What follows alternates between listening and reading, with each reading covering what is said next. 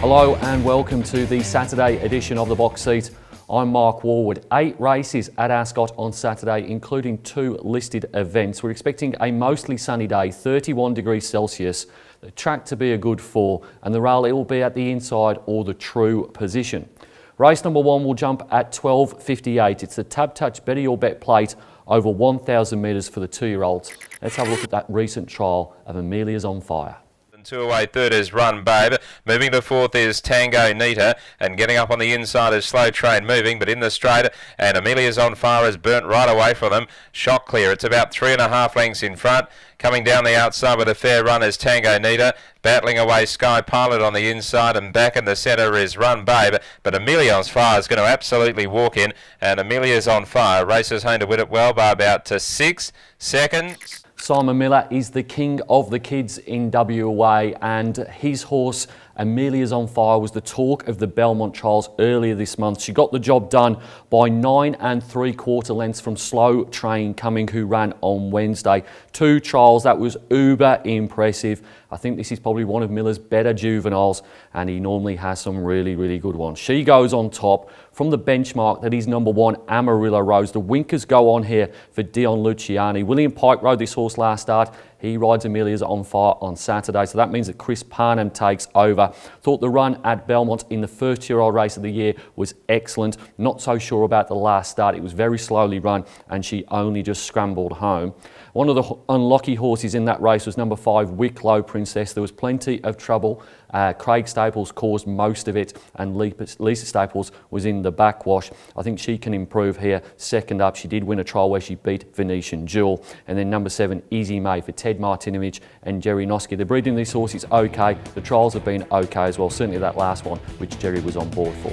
Top selection in race number 1, this exciting youngster, number 6, Amelia's On Fire, to beat 1, Amarillo Rose, 5, Wicklow Princess, and 7, Easy May. Race number 2 at Ascot on Saturday will jump at 1:38. It's the Henrik Malik 60th birthday maiden over 1,200 metres. In replay, let's have a look at the top one here, Family Discussions last start. Thief and the rest are well back in the straight they run. It's Pond Zero joined by Combat Ready Reviews. True Image is trying to come around the heels, and Family Discussion down the outside. Here's True Image getting the split.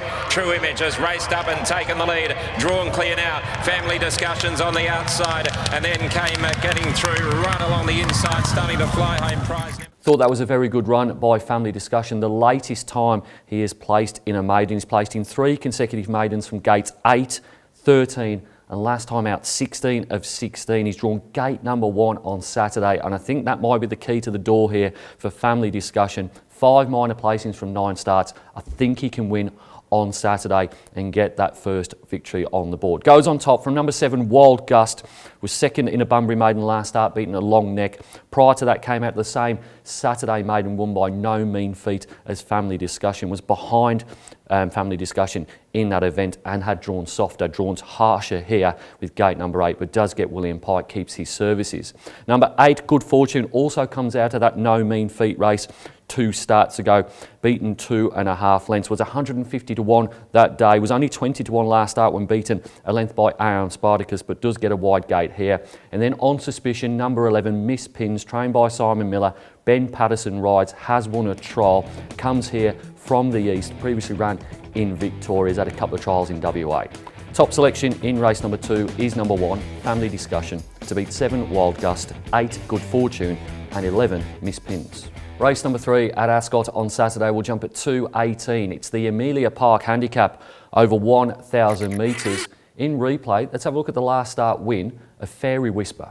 The gauntlet very quickly. They're together from Aquavit. Push back to the inside now. On the outside of it is Countess Natasha under pressure, and Fairy Whisper running on now. It's Together We Dream with 100 left to go. Deep cover, Aquavit getting up on the fence. Fairy Whisper driving. Fairy Whisper, Aquavit, great finish. Fairy Whisper. One of the tougher races on the card is race number 3. 6 last start winners in the field of 13.